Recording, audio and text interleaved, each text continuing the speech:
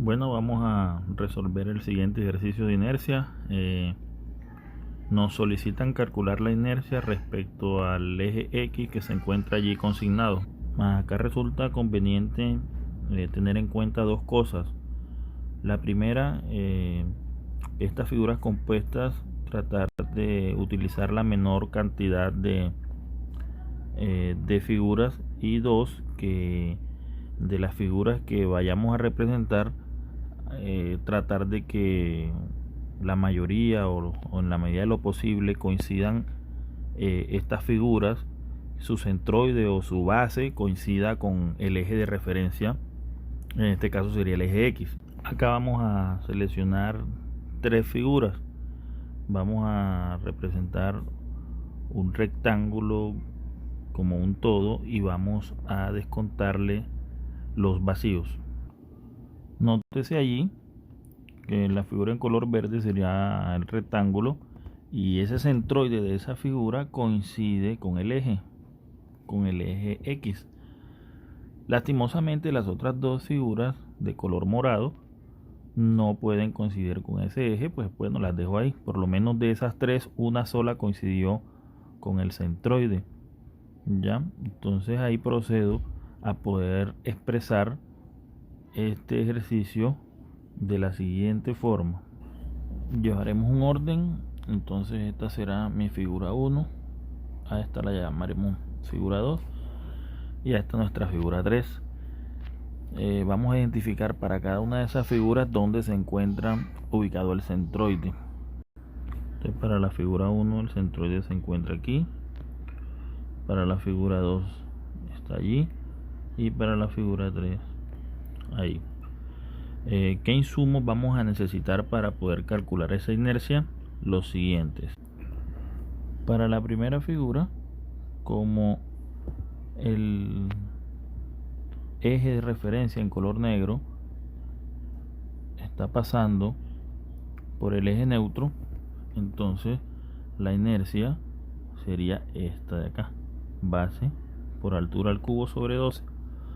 Para la figura 2 y la figura número 3, como están alejadas del eje de referencia, entonces la inercia será igual, ahí trazo la inercia centroidal que tenemos en la tabla, más área por d al cuadrado, donde d serán las distancias medidas desde el eje de referencia hasta el centroide de cada figura, que ya las vamos a acotar. Estos dos serían nuestros insumos para poder resolver el ejercicio.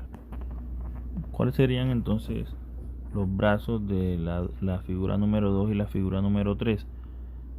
Sabemos que aquí, de aquí a aquí, hay una pulgada más otra pulgada de aquí a aquí. Luego el brazo o el D de la figura 2 serán 2 pulgadas y el brazo para la figura 3 sería esa otra distancia.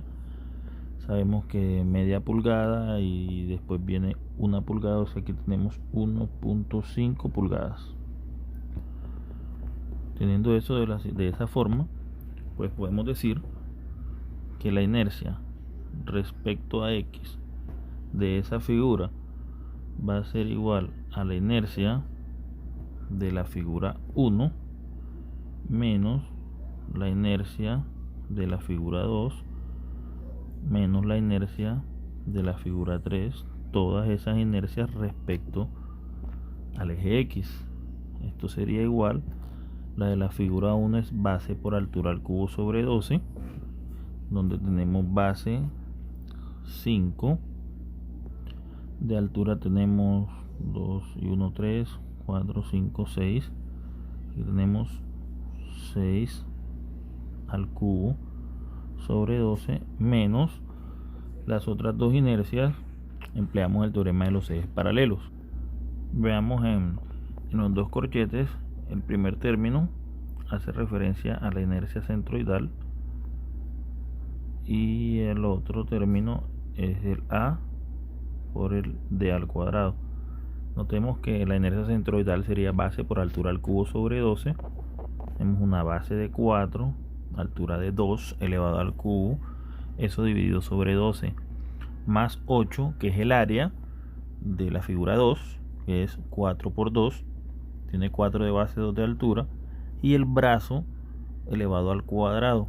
El brazo es 2, porque 2 pulgadas es la distancia desde el centroide de la figura número 2 hasta el eje de referencia de color negro llamado X. Ese se eleva al cuadrado.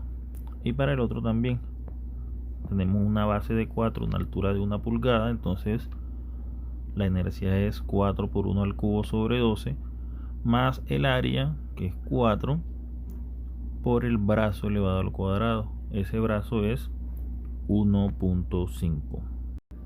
Desarrollando las operaciones, tenemos como resultado una inercia igual a 46 pulgadas a la cuarta potencia. Y de esta manera resolvemos el ejercicio. Espero que les haya servido, siempre con mucho gusto.